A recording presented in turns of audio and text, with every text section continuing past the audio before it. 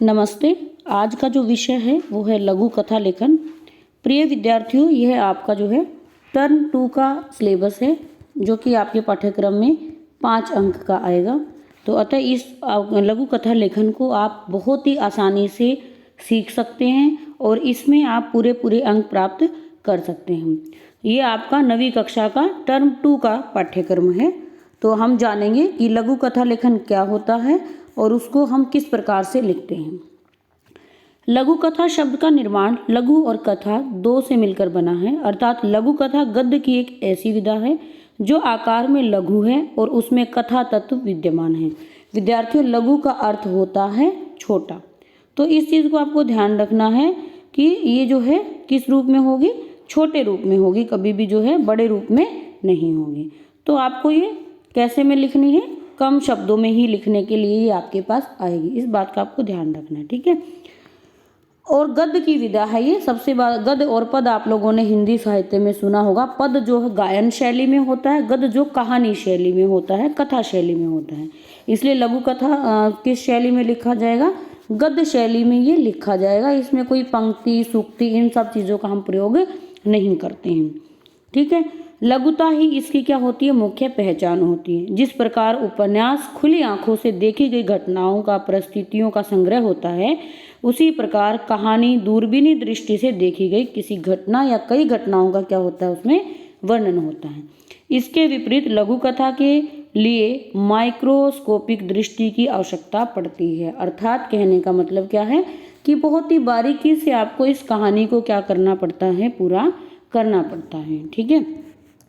उदाहरण के तौर पर खाना खाते हुए किसी व्यक्ति का हास्यास्पद चेहरा, किसी धीर गंभीर समझे जाने वाले व्यक्ति के ठुमके, किसी नन्हे बच्चे की सुंदर पोशाक, किसी की निश्चल हंसी, मस्त या किसी का चेहरा, किसी की उदास भावभंगिमा या विदाई के समय दूल्हा पक्ष के किसी व्यक्ति के आंसू, यही वे क्षण है जो लघु कथा है। लघु कथा उड़ती हुई तितली के परों के रंग देख गिन लेने की कला का नाम है। अर्थात आपने सुना भी होगा ये मुहावरा कि वो व्यक्ति तो जो है उड़ते हुए जो पक्षी होते हैं उनके पंखों को भी गहराई को नाप लेते हैं। तो लघु कथा भी एक वैसी ही कला है। स्थूल में सूक्ष्म ढूंढ लेने की कला है और भीड़ के शोर शराबे में भी किसी नन्हे बच्चे की खनखनाती हुई हंसी को साफ साफ सुन लेना क्या है, लघु कथा। अर्थात लघु कथा कैसी है, जिसमें आम व्यक्ति कोई कहानी नहीं ढूंढ पाता है, लेकिन लघु कथा के माध्यम से व्यक्ति बहुत शोरगुल में भी किसी बच्चे की हंसी को भी महत्व दे सकता है, ठीक है। भूसे के ढेर में से सुई ढूंढ लेने की कला का नाम ही क्या है, लघु कथा है। दरअसल लघु कथा किसी बहुत बड़े परिदृश्य में से एक विशेष क्षण को चुरा लेने का नाम है। अर्थात कोई ऐसा पल जो बहुत ही छोटा सा पल है, लेकिन वो पल कैसा है, बहुत ही महत्वपूर्ण है। जैसे प्रिय विद्यार्थियों, मैं आपको बताऊं, आपने अपना जन्मदिन मनाया। उस जन्मदिन में आपके किसी खास मित्र ने आपके लिए बहुत अच्छा डांस किया। तो वो जो डांस की हुई मस्ती है, आप लोगों ने जो उसका डांस देखा है और उसके डांस के ठुमके देखकर आपने जो मज़ा लिया है, वो क्षण आपके लिए कैसा हो गया, बहुत ही अनमोल हो गया। उसके कारण आपका जो बर्थडे है वो स्पेशल हो गया। तो वो क्षणों को आप जब लघु कथा में लिख दोगे तो वही क्या कहलाएगा, लघु कथा कहलाएगा। लघु कथा को अक्सर एक आसान विधा मान लेने की गलती कर ली जाती है, जबकि वास्तविकता बिल्कुल इसके विपरीत है। लघु कथा लिखना गद्य साहित्य की किसी भी विधा में लिखने से थोड़ा मुश्किल होता है, क्योंकि रचनाकार के पास बहुत ज़्यादा शब्द खर्च करने की स्वतंत्रता बिल्कुल भी नहीं होती। क्योंकि लघु कथा का अर्थ है कि आपको वो लघु रूप में लिखना है, आपको वो कम शब्दों में आपको अपनी बात पूरी करनी है। इसलिए थोड़ी सी लघु कथा कैसी होती है, मुश्किल होती है। जब हमें ये होता है ना कि हमें कहानी लिखनी है, तब तो आप कहानी को कितना भी लंबा खींच सकते हो, लेकिन आपको कहानी भी पूरी बतानी है और वो कम शब्दों में बतानी है, तब आपके लिए लघु कथा लेखन महत्वपूर्ण हो जाती है। तो इसके लिए आवश्यक बिंदु देखेंगे। सबसे पहला बिंदु है इसका आकार। लघु कथा आकार में लघु और कथा तत्व से सुसज्जित रचना को ही क्या कहा जाता है, लघु कथा कहा जाता है। कि आकार में कैसी होनी चाहिए, छोटी होनी चाहिए। जब आकार में छोटी होगी तो विद्यार्थियों सीधी सी बात है, उसके पात्रों की संख्या भी क्या होगी, बहुत ही सीमित होगी। उसमें 2 या 3 पात्र ही होंगे। इससे ज़्यादा यदि पात्र आप लेंगे तो आपकी लघु कथा लंबी हो जाएगी, और जैसे ही लघु कथा लंबी हो जाएगी आपके अंक वहाँ पर कट जाएंगे।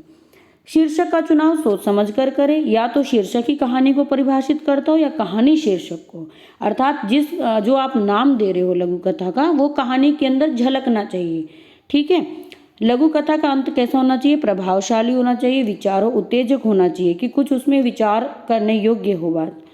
एक लघु कथा अधिकतम 200 शब्दों से अधिक नहीं होनी चाहिए, ये भी ध्यान रखना है। जैसे आप निबंध लिखते हैं उसी रूप में दी गई पंक्तियों को एक लघु कथा का रूप दीजिए। जैसे ये आपको एक दिया है, इसे आप अपनी हिंदी कॉपी में लिखें और इस लघु कथा को संपूर्ण करें। अभी मैं आपको 2 लघु कथा पहले करवा देती हूँ जो कि CBSE द्वारा पूछा जा सकता है। आपको आइडिया लग जाएगा कि आपको लघु कथा को पूरा किस प्रकार से करना है। तो हम पहले 2 लघु कथा सीख लेते। तो आइए विद्यार्थियों, एक लघु कथा मैं आपको करवा देती हूँ ताकि आपको आगे लघु कथा बनाने में आसानी रहे।